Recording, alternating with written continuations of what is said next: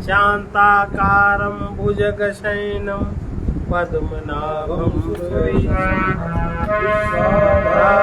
गगनसदृशं मेघवर्णं शुभांगं श्रीकान्तं कमलनयनं योगविरध्यानगम्यं वन्दे विष्णुं भवभयहरं सर्वलोकैकनाथं यं ब्रह्मा वरुणेन्द्ररुद्रवरुणा स्तुवन्ति दिव्यैः वेदैः सामवेदोपनिषदैः गायन्ति यं सामगा ध्यानावस्थितगतिगतेन मनसा पश्यन्ति यं योगिनो यस्यान्तं न विदुःसुरासुरगणा देवाय तस्मै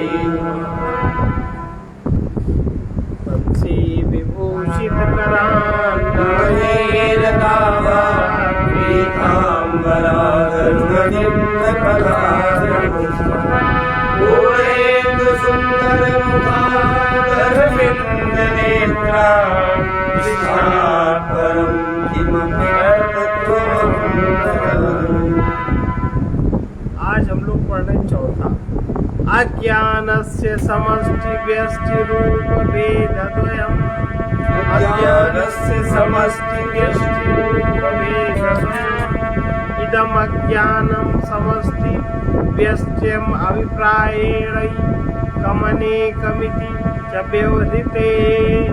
ये जो ज्ञान है ये समष्टि, अज्ञान माने माया अविद्या, यह ज्ञान समष्टि माने समूह की दृष्टि से, समष्टि दृष्टि से एक रूप होता है, एक जे छाया अंधकार का धुआं इतने क्षेत्र में। अब इतने यहाँ के लोगों का जितनी भी बुद्धि है सबकी बुद्धि अंधी, किसी को दिखेगा नहीं। और बेस्ट रूप की दृष्टि से अनेक रूप में व्यवहार होता है। वही जैसे जब समष्टि रूप से, उदाहरण जो सनातन धर्म के अलावा जो दूसरा धर्म है उसको आप देखिए, उसके आप ग्रंथ देखिए, उसके आप आचरण देखिए, उसका आप कर्म देखिए, आप उन व्यक्तियों को समष्टि ज्ञान है वही लिखा है, उसके अनुसार आचरण। तो हर व्यक्ति की बुद्धि है ज्ञान से, उसे कुछ समझ में नहीं आता। काटो मारो खाओ पियो का सिद्धांत, जो समष्टि माने जो सबको व्याप्त है वो समष्टि कहलाता है, और जिसकी व्याप्ति सीमित हो वो बेस्ट है। जैसे सूर्य एक समष्टि सबको प्रकाशित कर रहा है, अब अगर कोई पर्दा ऐसा पड़ जाए सूर्य का प्रकाश आपकी आंख तक ना आवे तो क्या आपकी आंख देख पाएगी? ये बेस्ट हो गया, अलग अलग व्यक्ति व्यक्ति। अजामेकम इत्यादि श्रुतियों के अनुसार अज्ञान एक है, अतः वो समष्टि रूप से एक है, किंतु इंद्रो माया विपूर्ण रूप ईयते इत्यादि श्रुतियों के अनुसार अज्ञान की अनेकता सिद्ध होती है, अतः वो बेस्ट रूप से अज्ञान अनेक है, सब में व्याप्त रहता है। तथा जैसे यथा वृक्षाणां समष्ट्यभिप्रायेण वनमित्येकत्वव्यपदेशो यथा जलानां समष्ट्यभिप्रायेण जलाशय इति तथा नानात्वेन प्रतिभासमानानां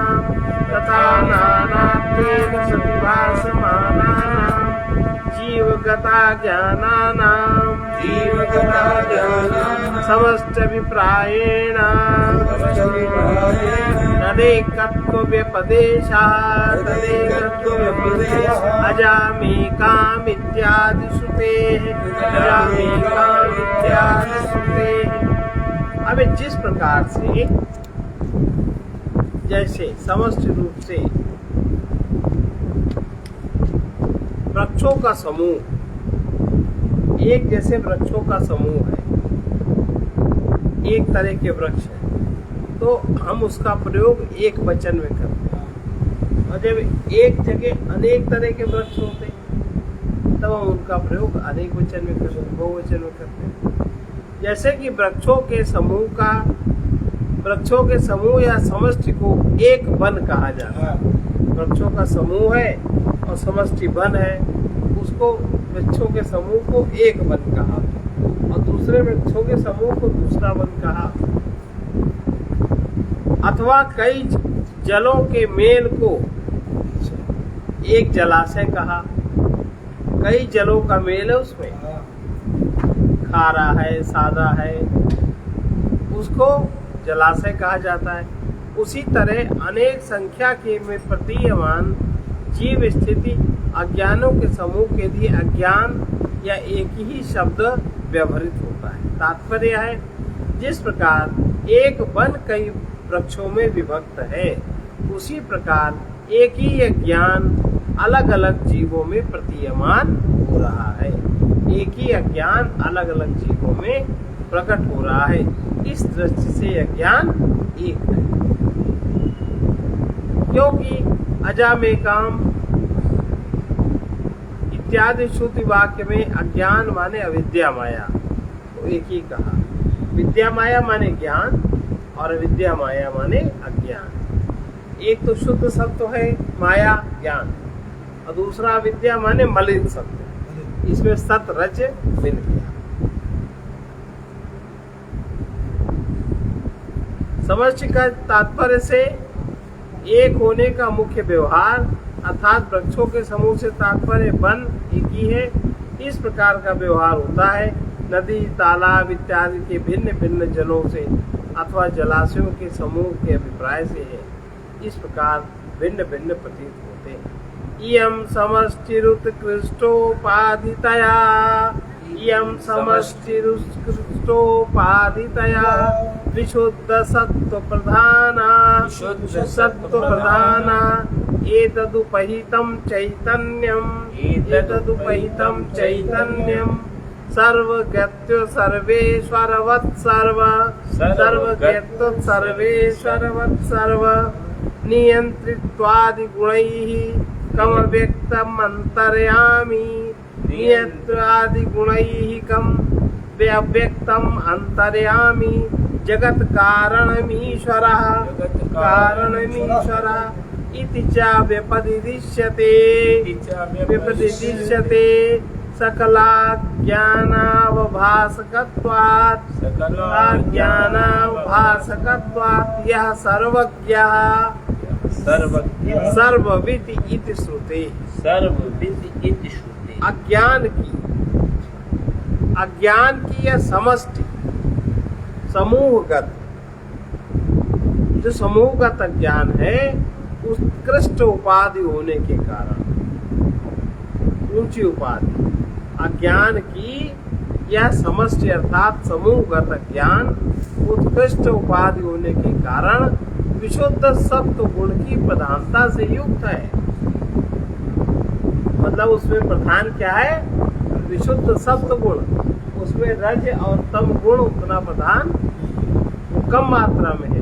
तो ये जो अज्ञान कह रहे हैं, समूहगत अज्ञान उत्कृष्ट उपाधि होने के कारण सबसे ऊंची उपाधि है समूहगत अज्ञान। ये कैसे बना है?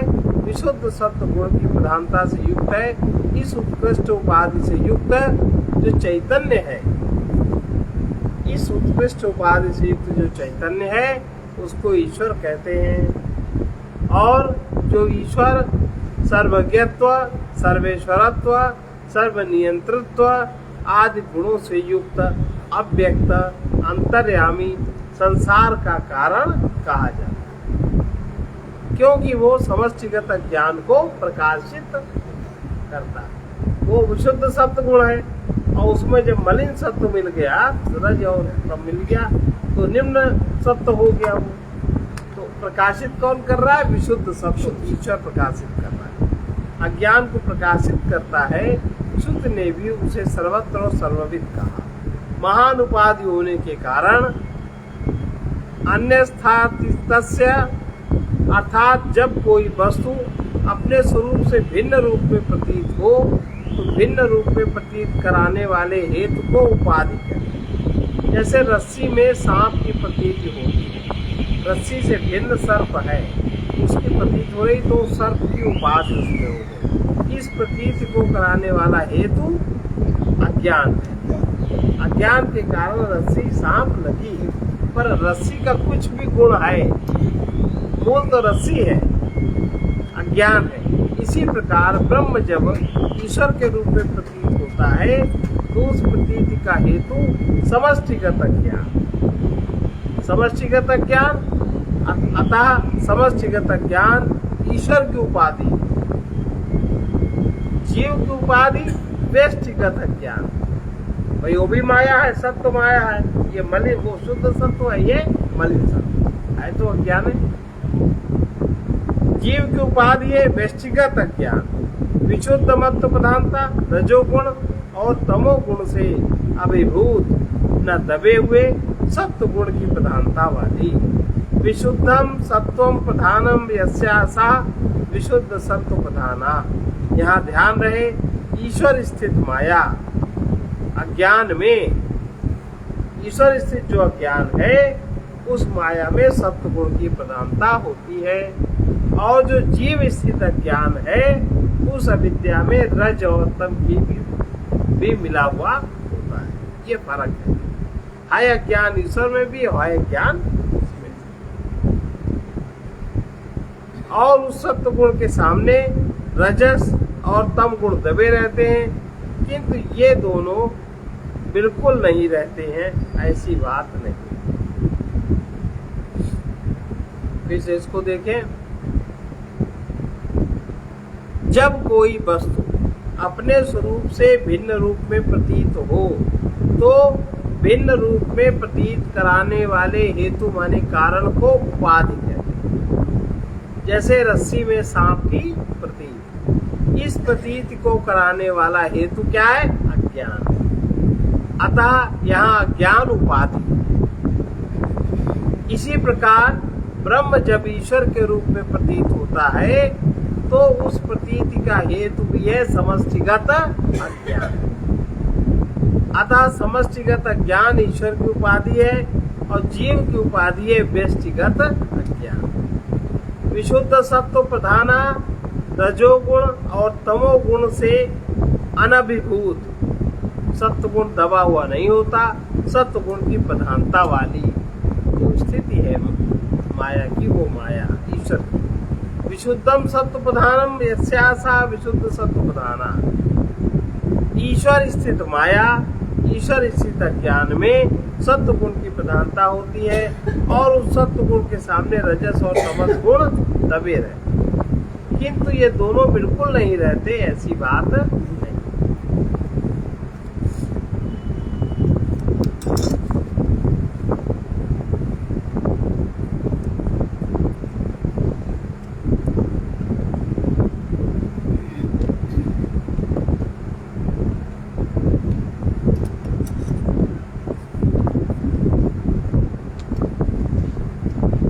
समष्टिगत ज्ञान की उत्कृष्ट उपाधि से युक्त उपहितम माने परमात्मा, परमात्मा ईश्वर की सर्वज्ञता प्रतिपादक अनेक श्रुतियां दिखाई गई। उसमें मुंडक उपनिषद की एक प्रमाण उपन्यास कहा जा सकता है, वो है सर्व जानातीति सर्वज्ञ।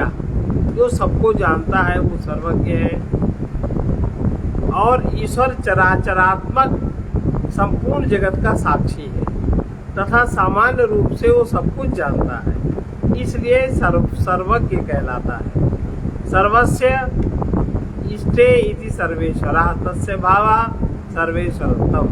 समस्त जीवों को कर्मानुरूप फल देने के कारण ईश्वर सर्वेश्वर कहलाता है, और ईश्वर सबके अंतःकरण में स्थित होकर बुद्धि का नियमन करने के कारण सर्वनियंता कहते हैं। सबकी बुद्धि का नियमन ईश्वर करता है।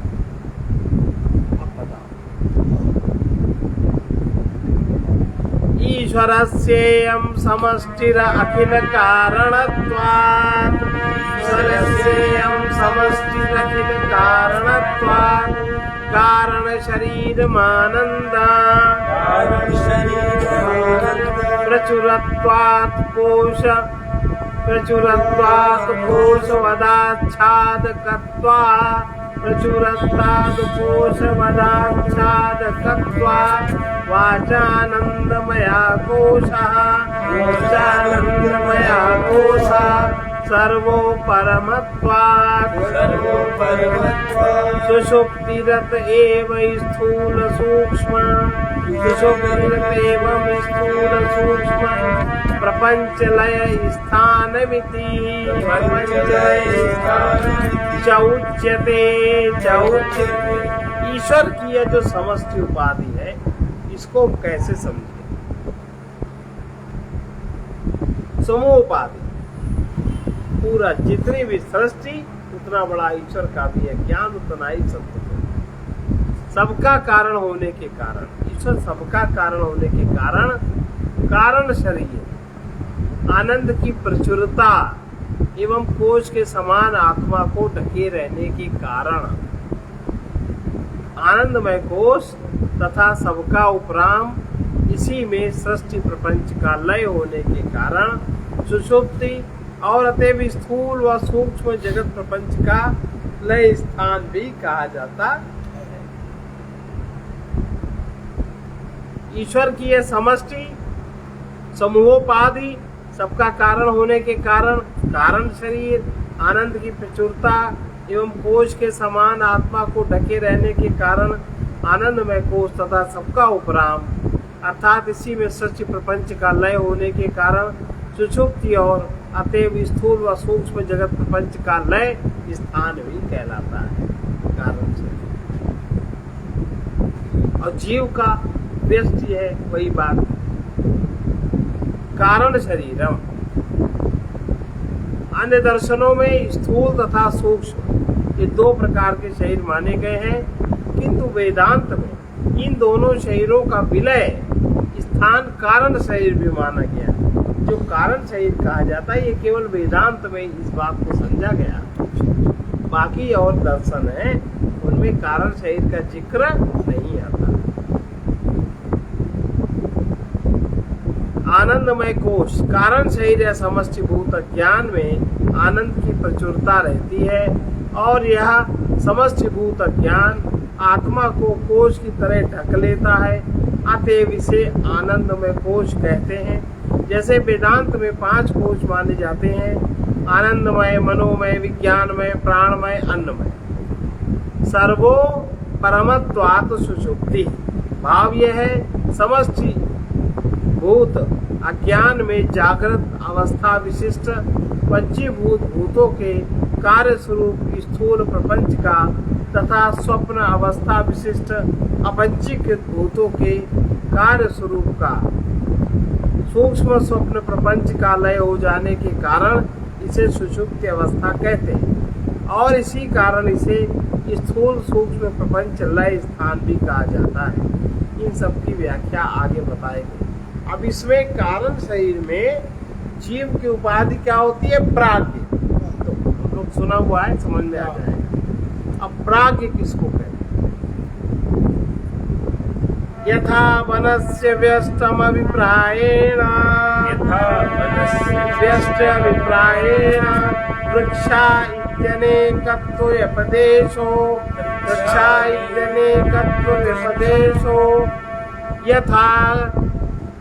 यथा वा जलाशयस्य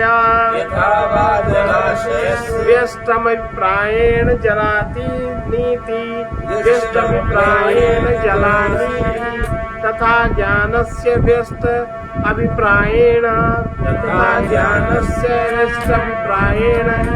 तदनेकत्व प्रदेशः इंद्रो मायाभिपुरुरूपयीयत इत्यादि श्रुतेः। जैसे वन की वन को व्यष्टि की दृष्टि से वृक्षा, अनेक वृक्षों का समूह। वन को वन की दृष्टि से वृक्षा, इस प्रकार अनेक संख्या से युक्त करके व्यवहारत किया जाता है। अथवा जैसे जलाशय को व्यष्टि की दृष्टि से जलान, इस प्रकार बहुत युक्त करके व्यवहार करते हैं। उसी प्रकार अज्ञान में व्यष्टि की दृष्टि से अनेकत्व का व्यवहार किया जाता है। क्योंकि श्रुति कहती है इंद्र ईश्वर मायाओं माने अज्ञानों के कारण बहुरूप भाषित होता है।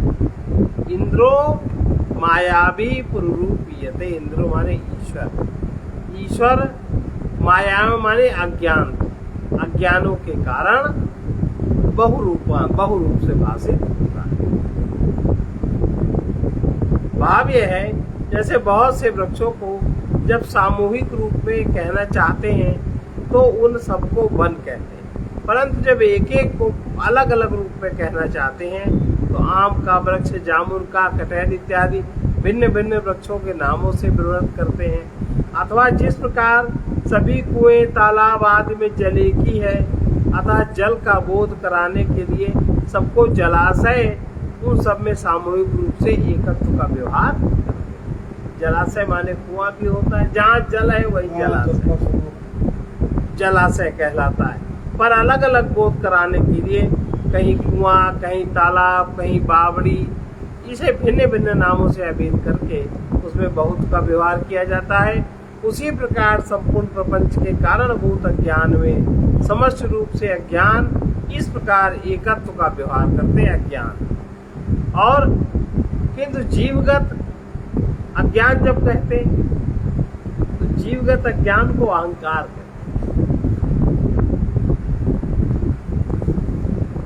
ईश्वर के अज्ञान को कहेंगे अज्ञान, सब अज्ञान। बहुत अच्छी बात लिखी। समस्त रूप से अज्ञान इस प्रकार एकत्व का व्यवहार करते हैं, किंतु जीवगत अहंकार आदि के कारण इस कारणभूत अज्ञान में व्यष्ट रूप से अनेक अज्ञान इस प्रकार अनेकत्व का व्यवहार करते हो। अहंकार में अलग अलग अज्ञान है। यहाँ वन वृक्ष, जलाशय, जल दो दृष्टांत दिए।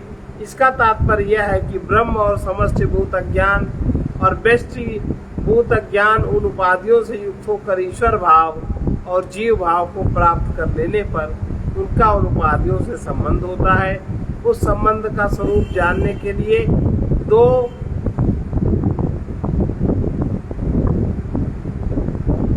कल्पनाएं की जाती हैं।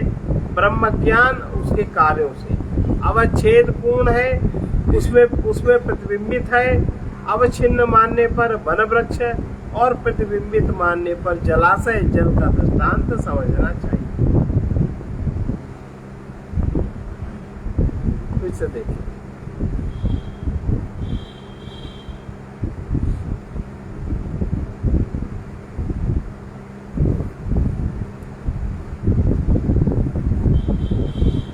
जैसे बहुत से वृक्षों को जब सामूहिक रूप से कहना चाहते हैं तो उन सबको वन कह देते हैं। ऐसे जब बहुतों के अज्ञान को एक साथ कहना चाहते हैं तो अज्ञान कहते हैं और उन सबको वन कहते हैं।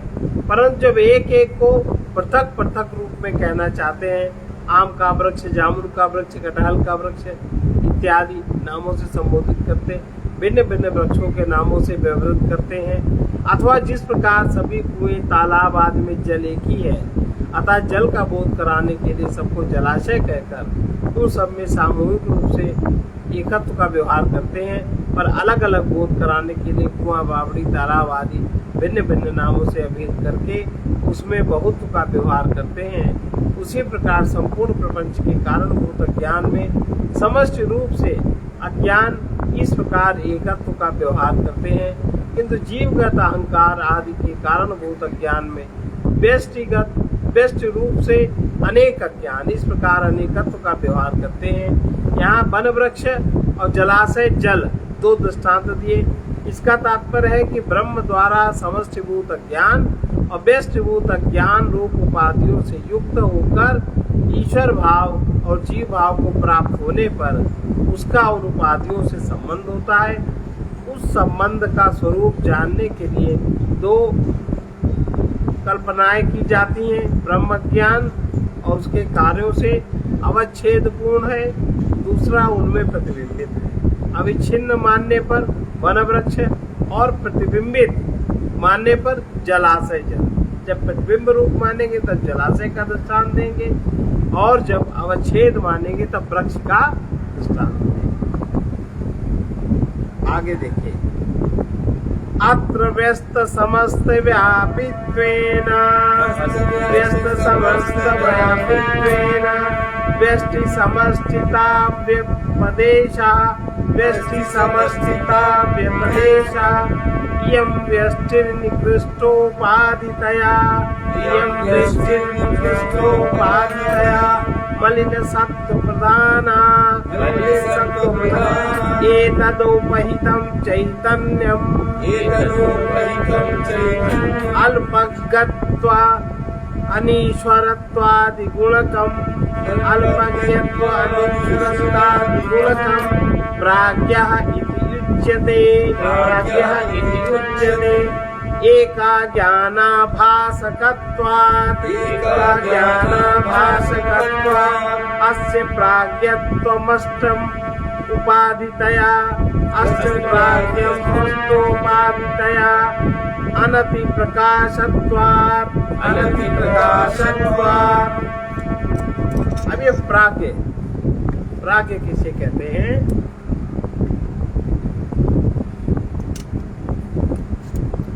यहाँ अज्ञान के व्यस्त अज्ञान के व्यक्त या सीमित रूप में व्याप्त होने के कारण व्यष्टिगत तथा समस्त रूप में व्याप्ति होने के कारण समष्टिगत का व्यवहार किया जाता है। अज्ञान की यह व्यष्टि निकृष्ट उपाधि होने के कारण मलिन अर्थात रजोगुण तथा तमोगुण से अभिभूत सत्व गुण की प्रधानता से युक्त होती है। इस निकृष्ट उपाधि से युक्त चैतन्य एक ही अज्ञान का प्रकाशक होने के कारण अल्पज्ञत्व अनीश्वरत्व आदि गुणों से युक्त प्राज्ञ प्रकृष्टेन अज्ञा कहा जाता है। इसकी उपाधि व्यष्टिगत अज्ञान से अस्पष्ट मलिन सत्व प्रधान होने के कारण तथा अत्यंत प्रकाशक न होने के कारण इसका प्राज्ञत्व प्रकर्षेण अज्ञत्व सिद्ध होता है। तात्पर्य है, व्यष्टि ज्ञान जीव की उपाधि है, समष्टि ज्ञान ईश्वर की उपाधि है। जीव की उपाधि निकृष्ट इसलिए है कि वो स्वयं ईश्वर से निकृष्ट है, क्योंकि ईश्वर अज्ञानोपाधि का स्वामी होने के कारण सर्वज्ञ सर्वशक्तिमान है और जीव अज्ञानोपाधि माया के अधीन होने के कारण से अल्पज्ञ अल्प सामर्थ्यवान है। पंचदशी कार में भी लिखा है, माया बिंबो वशीकृत ताम स्यात् सर्वज्ञ ईश्वरः अविद्या वशगस्त्वन्तद वैचित्राद अनेकतया। जीव को उपाधि व्यष्टि रूप में अज्ञान में रजतम से अभिभूत मलिन सत्व की प्रधानता है। प्राज्ञ माने बड़ा अज्ञानी, प्रकर्षेण प्रायेण व अज्ञा प्रज्ञा, और वैसे अन्यत्र प्राज्ञ का अर्थ पंडित भी होता है। प्रकर्षेण जानाति इति प्राज्ञा, जो विशेष रूप से जिसको ज्ञान है। प्राज्ञ एवं प्राज्ञा ये अल्पज्ञत्व अनीश्वरत्व आदि गुण वाले जीव के लिए प्रकृष्ट आज्ञ कथन की विवक्षा की जाती है। अज्ञान के एक ही अंश का भिन्न भिन्न जीवगत अलग अलग ज्ञान का प्रकाशन होने के कारण अर्थात निकृष्टोपाधि होने के कारण सर्वजानाति सर्वम नियच्छति इत्यादि विशेषताओं के न होने के कारण और व्यष्टिगत ज्ञान अस्पष्ट होने के कारण वहाँ कहने का तात्पर्य यह है कि रजस तमस के द्वारा सत्व गुण के पराभूत हो जाने के कारण व्यष्टिगत ज्ञान अस्पष्ट होता है। व्यष्टिगत ज्ञान स्पष्ट नहीं होता, पर जो समष्टिगत ज्ञान है, जो शुद्ध सत्व गुण वाला है, वो स्पष्ट होता है। जैसे व्यष्टिगत ज्ञान, जो समष्टिगत ज्ञान है, सत्व गुण है, रजतम उसमें दबे हैं पर प्रभाव सत्य पे नहीं है, वो व्यक्त होता है, उसी में सृष्टि बनी। तो कह रहे हैं वो स्पष्ट ज्ञान होता है, सृष्टि बनी और सृष्टि का हर नियमन ठीक है, लेकिन जो व्यष्टिगत ज्ञान है वो अस्पष्ट है। सृष्टि वो भी बनाता है पर वो अपनी बनाई सृष्टि में फंस जाता है, और वो सृष्टि बनाने में फंसता, तो ये अज्ञान अस्पष्ट है और वो अज्ञान स्पष्ट है। ईश्वर का ज्ञान स्पष्ट है, जीव का ज्ञान अस्पष्ट है। वो जो भी कुछ करता है उसी में फंस जाता है, वही गलत हो जाता है। जीव जो भी करता है अहंकारवश वो गलत ही करता है, ईश्वर जो करता है वो सही ही करता है। ये फर्क है। अतएव जैसे धूल आदि से अस्वच्छ दर्पण में सूर्य का बिंब स्पष्ट रूप से नहीं पड़ता, दर्पण में धूल है तो सूर्य का उसमें बिंब नहीं पड़ता, और अतएव वो अधिक प्रकाशित नहीं होता। उसी तरह उपाधिभूत मलिन ज्ञान में चिदात्मा रूपी सूर्य का बिंब अस्पष्ट रूप पड़ने के कारण अहंकार में जो बिंब पड़ता है, जो अहंकार होता है, तो वो स्पष्ट नहीं है। तो क्या कहता है, मैं ये भी हूँ, मैं ये हूँ, मैं ये हूँ, मैं ये हूँ। अगर वो स्पष्ट हो तो मैं तब वो इतना न बने। अस्पष्ट है तो कुछ भी वो बनता है अपने मतलब के लिए, और बिगड़ता है और उसी में परेशान हो जाता है। अतएव वो क्षणिक प्रकाशक नहीं होता। उसी तरह उपाधिभूत मलिन ज्ञान में चिदात्मा रूपी सूर्य का बिंब अस्पष्ट रूप से पड़ने के कारण अधिक प्रकाशक नहीं होता, इसलिए उसे प्राज्ञ कहा जाता है। चिदात्मा का प्रतिबिंब स्पष्ट न होने के कारण उसे चिदाभास भी कहते हैं। जीव को चिदाभास, चैतन्य का आभास भी कहते हैं। इस प्राज्ञ की यह उपाधि व्यष्टिगत ज्ञान भी अहंकार आदि के कारण होने के कारण शरीर, आनंद की अधिकता तथा चैतन्य को कोश के समान आच्छादित किए रहने के कारण आनंदमय कोश, इसमें सबका उपराम होने के कारण सुषुप्ति और स्थूल तथा सूक्ष्म शरीर प्रपंच के लीन हो जाने का आधार होने के कारण स्थूल सूक्ष्म प्रपंच का लय स्थान भी कहा जाता है। भाव यह है, प्राज्ञ चैतन्यगत अज्ञान भी सुषुप्ति काल में अहंकार आदि के शरीर का उत्पादक होने के कारण शरीर है। अहंकार आदि का उत्पादन उसमें होता है। मैं ठीक से सोया, अहंकार बना, कारण शरीर में भी अहंकार रहता है ना। मुझे बहुत अच्छी नींद आई, कोई बात कह रहे हैं। प्राज्ञ चैतन्यगत ज्ञान भी सुषुप्ति काल में अहंकार आदि शरीर का उत्पादक होने से, कारण शरीर में अहंकार का उत्पादन होता है। सुषुप्ति काल में इंद्रियां या उसके विषय तो नहीं रहते, अतः कोई आसक्ति भी नहीं रहने के कारण आनंद बाहुल्य होने से आनंदमय है, तथा प्राज्ञ चैतन्य का आच्छादक होने से कोश है।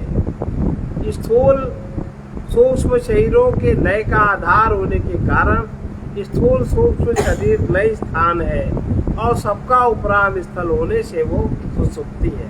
अर्थात पंचीकृत स्थूल शरीर व्यवहारिक सत्ता, अपंचीकृत सूक्ष्म शरीर प्रतिभाषिक सत्ता में विलीन हो जाता है। जो व्यवहारिक सत्ता वाला अहंकार है वो प्रतिभाषिक सत्ता में विलीन हो जाता सूक्ष्म शरीर में। पश्चात उस प्राप्ति भाषिक सत्ता स्वप्न प्रपंच के भी अपने कारणभूत ज्ञान में लीन हो जाने के कारण सर्वोपरति हो जाती है। इस तरह का कथन वाक्य सुधा में पाया जाता है। लय केनस्य तद्धर्मा द्रवाद्याः स्तुष्ट रंगकी तस्यापि विलये नीरे तिष्ठन्ते ते तथा पुरा व्यवहारिकस्य जीवस्य लयः स्यात् प्रतिभासके। तल्लया सच्चिदानंदा पर्यवसंती साक्षिणी, अर्थात जैसे फेन क्रमशः जल में मिलकर शुद्ध जल के रूप में रह जाता है, वैसे व्यवहारिक सत्ता एवं प्रतिभाषिक सत्ता के भी विलीन हो जाने पर शुद्ध चैतन्य अंश मात्र अवशिष्ट रह जाता है। कारण शरीर में शुद्ध चैतन्यांश, चैतन्य का अंश है, प्रतिभास रह जाता है, उसको प्राज्ञ कहा जाता है। प्राज्ञ माने जीव। अब अगला चैप्टर है ईश्वर प्राज्ञयो आनंदानुभव।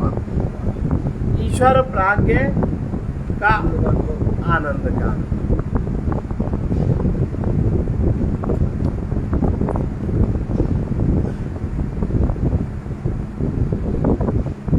उस समय जब ईश्वर को उसमें जब प्रलय होती है और जीव जब सुषुप्ति में जाता है, दोनों एक ही बात है। ईश्वर में प्रलय सुषुप्ति है और जीव की सुषुप्ति अवस्था सुषुप्ति है।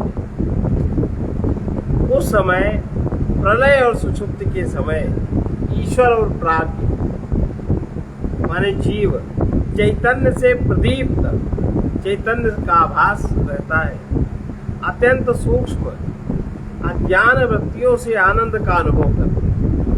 उस समय ईश्वर भी प्रलय में आनंद का अनुभव करता है, अज्ञान वृत्ति के कारण कि कुछ नहीं है, और जीव भी आनंद का अनुभव करता है। जैसा कि श्रुति मांडूक्योपनिषद कहती है, प्राज्ञ चेतो मुख अर्थात चैतन्य से दीप्त ज्ञान वृत्ति से युक्त होकर आनंद को भोगता है। चैतन्य से जो उत्पन्न आनंद है उसको भोगता है। और इसी से मैं सुखपूर्वक सोया, मुझे कुछ भी ज्ञात नहीं रहा, ऐसा सोकर उठे हुए पुरुष का वाक्य उत्पन्न होता है।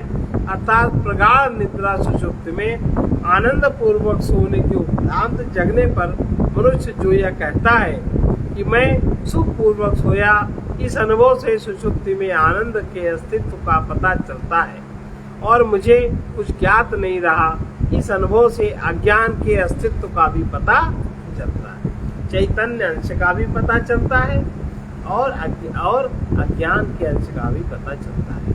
समष्टि और व्यष्टि रूप अज्ञानोपाधियों में उसी प्रकार अभेद एकता है। जिस प्रकार वन और वृक्ष में, जल और जलाशय में जैसे वृक्षों से वन बनता है, वन वृक्षों से अलग कोई वस्तु नहीं, वृक्षों का समूह वन है। इसी प्रकार अज्ञानों का समूह अज्ञान है। और जल की बूंदों से जलाशय बनता है, जलाशय उनसे भिन्न कोई वस्तु नहीं है।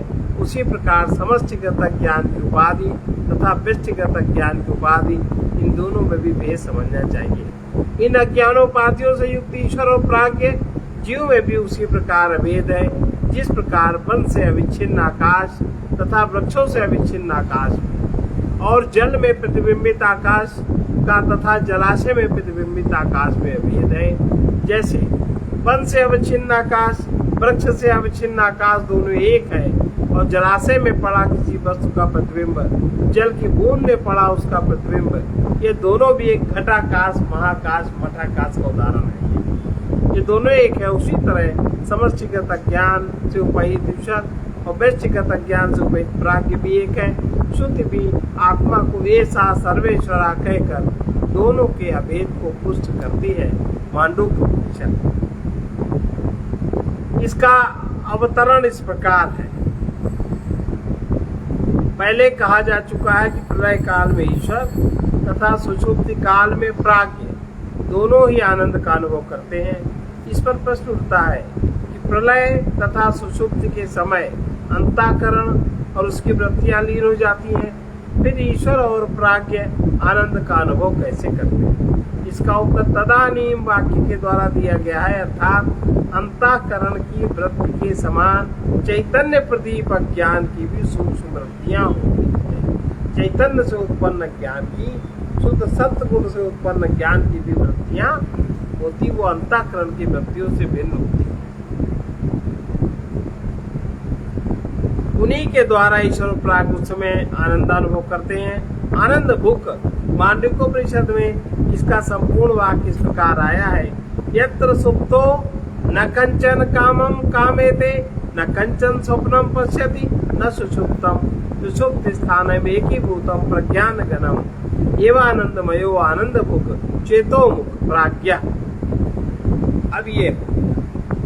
अब हम लोग कल पढ़ेंगे तुरीय चैतन्य। ये प्राज्ञ पढ़ा, जागृत अवस्था, स्वप्न अवस्था, व्यवहारिक जगत, प्रतिभाषिक जगत, सुषुप्ति अज्ञान जगत। कल है तुरीय चैतन्य, कल तुरीय चैतन्य, तुरीय अवस्था।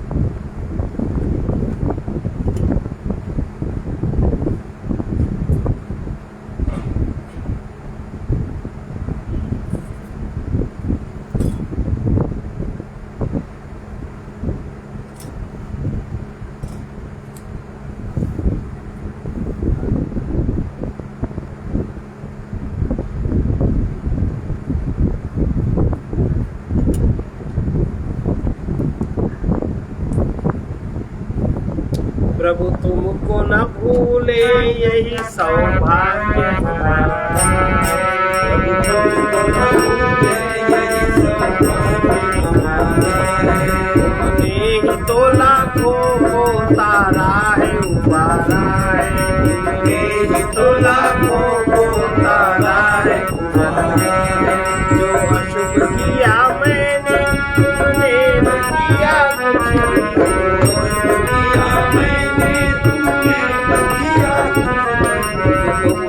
ये का फल है तुमने न दिया, ये का फल है तुमने न दिया, जो तुमसे मिल रहा है वो दान ही न्यारा है, जो तुमसे मिल रहा है वो दान ही न्यारा है, प्रभु न भूले यही सौभाग्य हमारा है, प्रभु तुमको न भूले यही सौभाग्य हमारा, जो बिगड़ी वो हमसे तुमसे नहीं कहीं पर, जो बिगड़ी वो हमसे ही तुमसे नहीं कहीं पर, तो बनाने वाले हम देखते ही पर, तो बनाने वाले हम देखते ही पर, फिर भी मुझे ये अपना अहंकार ही प्यारा है, अपना अहंकार ही प्यारा है, न भूले यही सौभाग्य हमारा, जब तुमको न भूले यही सौभाग्य हमारा है, जब भूले हम ही भूले तुमको तुम्ही में रह कर, जब भूले हम ही भूले तुमको तुम्ही में रह कर, तूने कभी न छोड़ा हमको अयोग्य कहकर, तूने कभी न छोड़ा हमको अयोग्य कहकर, बदले के बिना अनुपम ये प्यार तुम्हारा है, बदले के बिना अनुपम ये प्यार तुम्हारा है, प्रभु तुमको न भूले यही सौभाग्य हमारा है, प्रभु तुमको न भूले यही सौभाग्य हमारा है, जो कुछ न कर सके हम या जो रहा अधूरा, जो कुछ न कर सके हम या जो रहा अधूरा, वो सब तुम्हारे बल से होता ही गया पूरा, वो सब तुम्हारे बल से होता ही गया पूरा, ऐसा ही मुझ पथिक को आगे भी सहारा है, ऐसा ही मुझ पथिक को आगे भी सहारा है, प्रभु तुमको न भूले यही सौभाग्य हमारा है, प्रभु तुमको न भूले यही सौभाग्य हमारा है, तुमने तो सभी को तारा है उबारा है, तुमने तो सभी को तारा है उबारा है। भगवान का प्रेमी भक्त ही प्रभु को नहीं भूलता तथा उसकी दया कृपा का प्रतिक्षण अनुभव करता रहता है।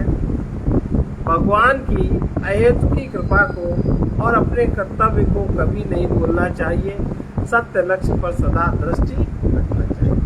सर्वे भवन्तु सुखिनः, सर्वे सन्तु निरामयाः, सर्वे भद्राणि पश्यन्तु, मा कश्चित् दुःखभाग् भवेत्। कृष्णाय वासुदेवाय हरे परमात्मने क्लेशनाशाय गोविन्दाय नमो नमः। असतो मा सद्गमय तमसो मा ज्योतिर्गमय मृत्योर्मामृतं गमय।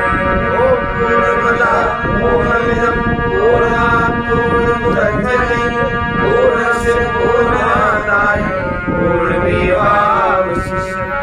ॐ शान्ति शान्ति।